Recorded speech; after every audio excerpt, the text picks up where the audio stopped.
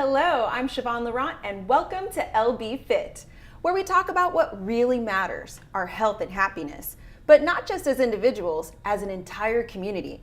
As you already know, it can take discipline and willpower to make healthy choices. But did you know it also takes having the right environment? And that's where community comes in, or having access to the infrastructure and services that ensure everyone's quality of life is supported and protected. Our topic today is fresh food and the role it plays in our health. And here's the issue. Does where you live affect your access to fresh food? And more importantly, what's being done to ensure equal access for all? To help us explore this issue, we've invited several guests from the Long Beach Health and Human Services Department. We have Kelly Colopy, who is the director of the department, and Laura Turnbull, project director for Healthy Active Long Beach. Welcome. Thank you. So let's go ahead and get started. Kelly, is access to fresh food really impacted by where you live? Oh yes, completely. We always tell people, you need to eat healthier. And so people are out there, they're looking for their different fresh food opportunities. But there are many communities in the city of Long Beach who don't have a grocery store. And so what they rely on is the local corner store, sometimes it's the liquor store. Sure. That's where they're doing their grocery shopping. And when you walk into some of these stores, you find there's absolutely no healthy food there, or if there is, it's in the back of the store and hard to find. Is there any data about this? Is Long Beach compared to other cities that are out there? Well, we've done a number of what we call walk audits. So we walk around and we've been looking at, we looked at about 110 different stores within those communities and found that almost none of them had healthy foods. They didn't meet the criteria for healthy indexes. And is that something the store owner can control, or is that just a choice that the store owner is making to not have that food available? Is it a cost issue? What's really the problem? It's really a mix. I mean, it does sometimes cost a little bit more to maintain healthier foods. Okay. So they don't have as long as a shelf life, right? And so you have to have refrigeration. You have to be willing. Things go bad sometimes. So it is a cost issue. It's also a choice. But we have some programs that Laura's going to share with you about how we're working with store owners to start to shift a little bit.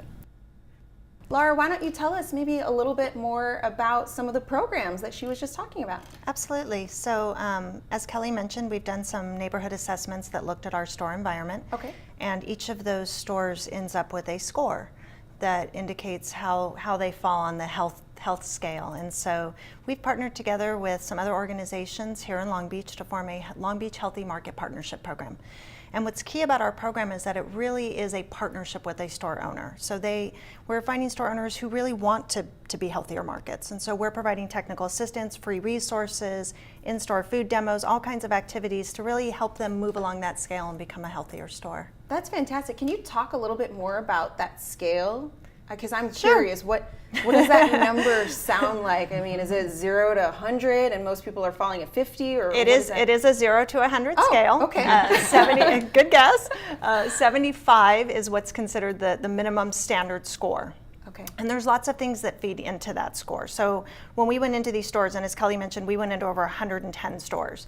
We actually surveyed not the store owner or the shoppers, but more the environment itself. So we looked at whether or not they were selling very specific healthy food sources. Do they carry fruits and vegetables? If they do, what's the quality and quantity and price point? How are they marketing things in their store, both on their storefront and inside their store? We looked at walkability and safety to and from the store. Wow. And so with that, each store has not only a different score, but a different kind of menu of options for how to potentially raise their score.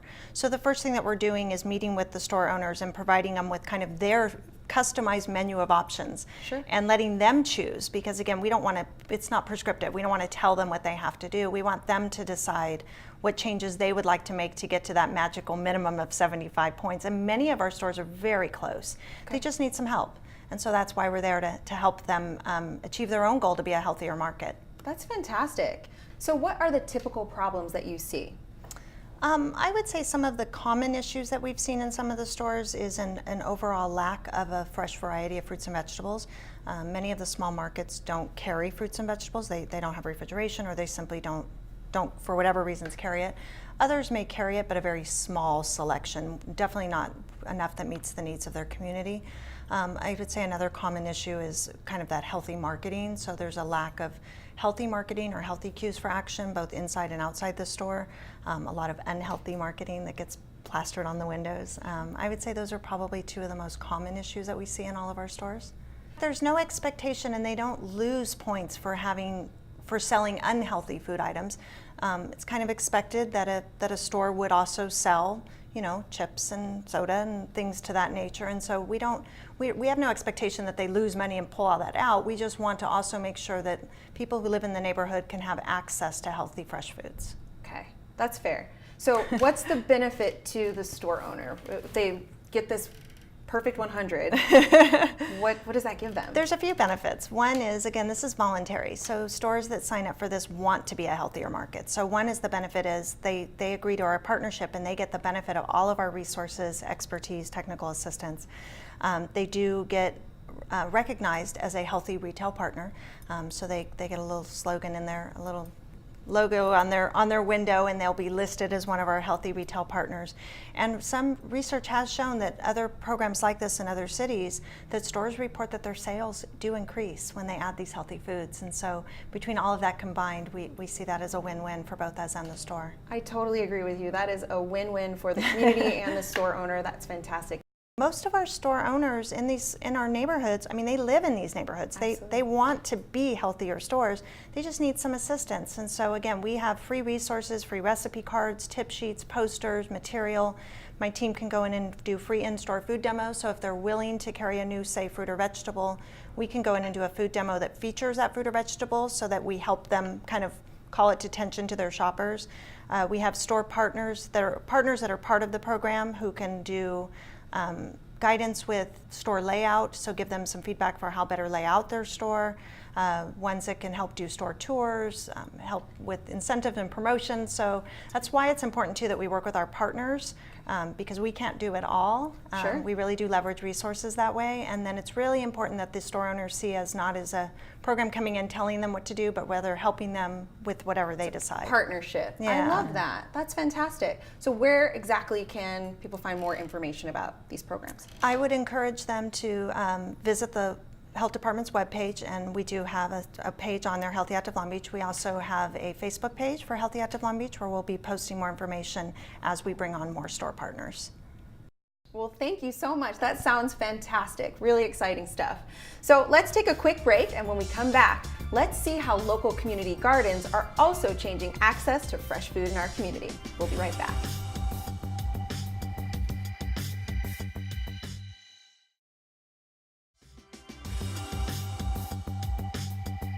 Welcome back. So we're ready for the next topic, community gardens. These are those open spaces where folks are encouraged to grow their own fruits and vegetables. That sounds like a great solution, but do they really work? And are they really changing the way people eat? Let's talk about it. What exactly is a community garden? Nowadays, community gardens take on so many different shapes and sizes and formats. And here in Long Beach, we're very fortunate. We have lots of community gardens. We have some individual homes that are kind of running a community garden out of their home. We even have urban farms here in Long Beach. And then Wow, urban farms. Yes. Can you explain that? What does that mean? Up in North Long Beach, there's an urban farm known as the Growing Experience. It's located in Carmelitos Housing. It is a true working urban farm, complete with chickens and hydroponic growing and eggs and a community-supported agriculture program. And our program does a lot of partnership activities with them. So there's a range of different gardens and farms going on here in Long Beach these days. So as a community member, I can just appear at one of these urban farms and get my groceries and my fresh fruits and vegetables that I need, or how does that work? They all work a little differently. Okay. So the urban farm at the Growing Experience does have a community-supported agriculture program, so you can sign up as a subscriber and do a weekly or monthly pickup of fresh fruits and vegetables. There's lots of community gardens, the more traditional model here in Long Beach, where you could essentially rent your plot. Oh. And so for a fee, you can have a plot where you can grow what you'd like within whatever restrictions that garden may have, some do, and that's your own produce available to you. And then our program out of the Health Department actually operates the Long Beach Peace Garden, which is located at Martin Luther King Jr. Park. We are unique in the city, well, in most cities actually, we are the only community garden that doesn't charge any fee. Wow. So you can also rent a plot in that sense. The only thing we ask for in return is volunteer time. That's fantastic. So at the Peace Garden, you can rent your space for free. Fantastic. How much do the fees cost at maybe another garden? They can typically? range. I think the average is about $100 a year. Okay. So that's really reasonable to have it for the year. That's fantastic. yeah. Okay. At the Peace Garden, we try and do things very collaboratively with our plot tenants. That's what we refer to them as, plot tenants. Nice. And so we try and grow things so not everyone's growing lettuce all at once, and we have a whole garden of lettuce. We want to make sure that there's a variety because all of our plot tenants do share with each other. We also maintain community garden space within that garden, and so my staff and I actually grow that ourselves, harvest it, and give it away for free to the community. So we grow a wide variety at our garden. That is so great. So if I were to come and get a plot as a tenant at the Peace Garden, how much food could realistically be grown? Could I feed myself and my family for a year, the whole year, or how does that work? One, it depends on you Okay. and what you decide to grow and how frequently you come and you harvest and maintain your garden. But our plot tenants do share with us on a monthly basis that they are saving their own income and also at the same time increasing their consumption of fruits and vegetables, which is of course our goal. So we're saving people money, we're increasing healthy eating among our plot tenants.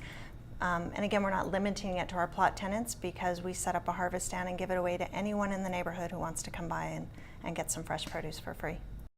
Okay, so I'm going to be brutally honest. I have not yet been to our community gardens yet. If I were to go there this afternoon, what would I see? We always have a wide variety of things growing in our community garden, and it very much follows the seasons. We have an excellent garden advisor who will meet with the plot tenants on a monthly basis and go over what they're growing, questions they have, how to control for pesticides organically, and what to grow. So you might see anything from corn, squash, a variety of tomatoes, various herbs, beets, onions, everything. We have citrus trees growing, we have a banana tree growing, and we utilize all kinds of spaces and containers. So we have the larger plots that are run by plot tenant space, which are I think about 12 by 4 feet. Okay. We use small containers. We use the ground itself. We even have a project where we took old tires and built containers out of old tires on the perimeter. Nice. And are using those as containers. We've got some vertical space. We try and grow anywhere we can grow, and it's about 95% all edible. So. Oh, awesome. How much time do I have to put into all of my gardening? Great question. The time commitment really depends again on what you grow. We do ask that all of our plot tenants attend a monthly meeting. That's all of about an hour. And then we host garden work days. The last Saturday of each month, we host a garden work day and we invite families to come out, both plot tenants as well as community members, and help us maintain the garden. And they spend anywhere from an hour to 4 hours out there on a Saturday, helping to keep things clean and weeded and all that good stuff. My staff actually spend some time in there during the month as well to maintain everything. Nice. Okay, so let's say I'm going on vacation. I can have my plot mate help take care of my Absolutely. space, or is that something that I would arrange through the garden itself? We're very much a community within the garden, and so when people are going to be out of town, they will let everyone know at the garden meeting so that everyone knows to keep an eye on theirs. If not so much for watering, but for pesticide, using the organic pesticides maybe and taking care, but also for harvesting. It's important that people grow things they really will eat, and if they're not going to be in town, then they let other plot tenants know, hey, I'll be out of town, so please help yourself to what's growing, and so that we all work together as a kind of a garden family to keep things growing and keep things maintained. That's so great. Kelly, you were saying something about this really helps build a sense of community. Can you speak to that a little bit more? Yes, especially in the Peace Garden, but in other community gardens around as well. It's a time where people come together. So, if people are working all day, they're coming in after work in some other areas, in some other communities. And so it's a time that people, they're there, they're working together, they're helping each other out. So it builds this sense of community around these healthy foods. And sometimes they'll be sharing, they'll share recipes, they'll share ideas. Mm-hmm. They may do a big event together. And so it's really a nice time, a nice opportunity to build a community where people may not otherwise be coming together. That's so great. Those shared experiences really do help bring us together, They especially do, over yeah. something healthy, which is great. Do they typically, each of the little community gardens that we have in our community, do they typically have an advisor, someone that's there that can kind of assist you if you're maybe don't have as much of a green thumb like myself? They do, and they, I'm sure, provide education, although I don't know that most do the wide range of open community education events that we do at the Peace Garden. Okay. Ours is, again, a very unique model, although I think many do invite others to come for social events. Ours is really more educational focused and in nature, and then again, 8 to 12 on the fourth Saturday is when we do our garden work days, and we invite anyone in the community who's interested to come on out. That's fantastic. Well, thank you so much for that information. That's really, really valuable. So after this next break, we're going to come back and find out about what a program called Power Up Your Summer is all about. We'll be right back.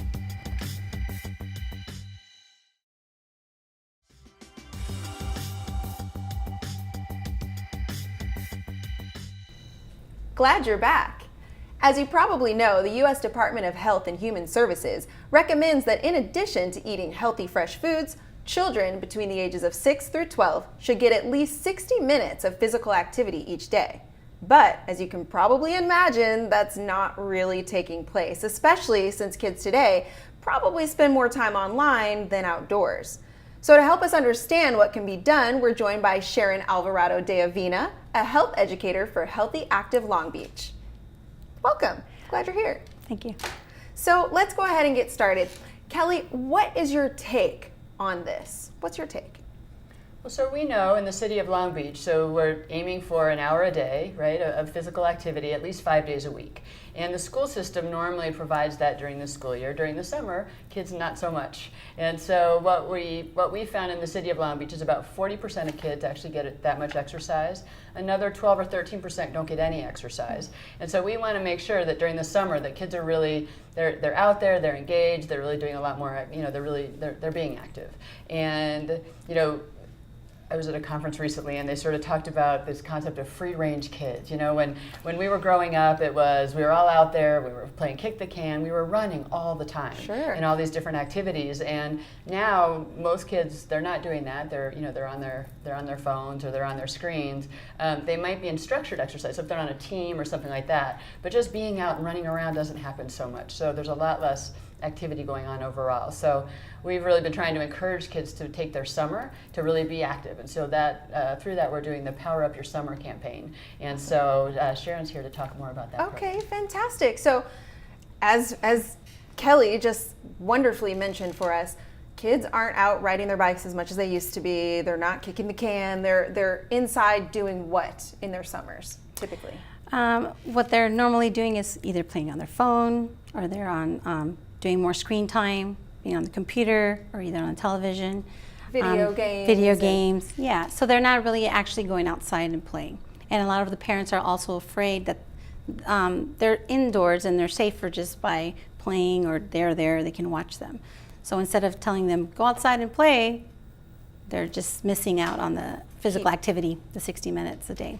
That makes sense. So what are we doing here with this Power Up Your Summer Challenge campaign? What is this, and how will this solve that problem? We'll be going out to different parks, Okay. and encouraging kids to do more physical activity, up to 60 minutes a day, eating more fruits and vegetables, and also drinking more water instead of sugary beverages. Okay, so it's an opportunity for them to get more physically fit, get more physically active, if you will, and also eat a little healthier too, right? Exactly. Okay, so how do they sign up for this? We'll be at different locations in Long Beach with the Parks and Rec, and also Boys and Girls Club. We'll have them come, and they can sign up anytime they want. It's opened up to all kids in Long Beach, and they get to sign a pledge card. And they're pledging that they'll be able to do 60 minutes of physical activity throughout the day. That's what they're pledging for. Great. And so what's the age category that you're looking for? Can it be 3 and 4-year-olds up to? All children 18? can, but we're focusing between 6 to 17-year-olds for them 6 to come out. 17. And can their parents come too, or do we have to leave them at home? Oh no, parents could also always join in. They always join in when we do different activities with Healthy Active Long Beach, so they're always welcomed. So to recap, this is an awareness campaign where folks are self-empowered, right? Is that what's going on here? It's very similar to, it brings to mind the libraries, right? Where folks have the opportunity to read as many books as they can over the summer, but they're held accountable to reading those books. No one is actually guarding and making sure that they do it. Is this similar to that? That's pretty much what's going on with this challenge, is challenging them to be physically active 60 minutes a day throughout the summer. They can track it on a tracking sheet, and that way they can every day write down what it is that they're doing. It doesn't have to actually be playing a sport, because a lot of people think that being involved in a sport is what is physical activity, or even joining a gym. So instead of doing that, any type of physical activity like walking or gardening or even cleaning the house, that's an activity. Do maybe the hula hoop challenge, or they can also do a relay, do jump rope, all kinds of different activities where they can participate.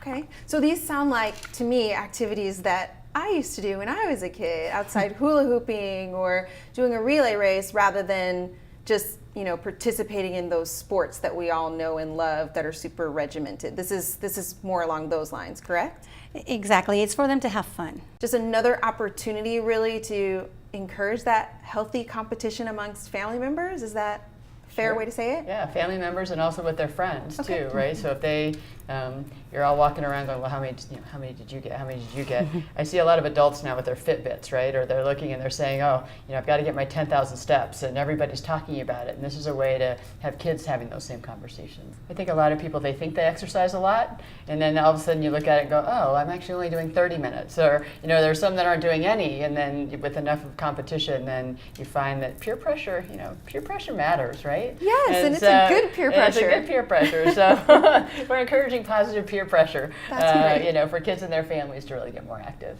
That's so great. And it's all in good fun. And at the end, is my understanding there's a wrap-up event? Yes, we do have the fruit and veggie party, and that'll be our wrap-up.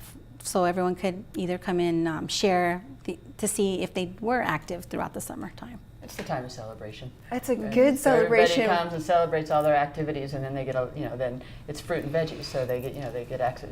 They get to eat a lot of fruits and vegetables and just have a lot of fun. Well, this sounds so exciting. Thank you so much for sharing this incredible challenge or campaign with us. I'm sure, where can the community find more information about this? They can come to our Healthy Active Long Beach Facebook, and Fantastic. they'll be able to find it. And they could also go to the Long Beach Parks and Recs or the Boys and Girls Club. They will also have a copy of our calendar of where we'll be at.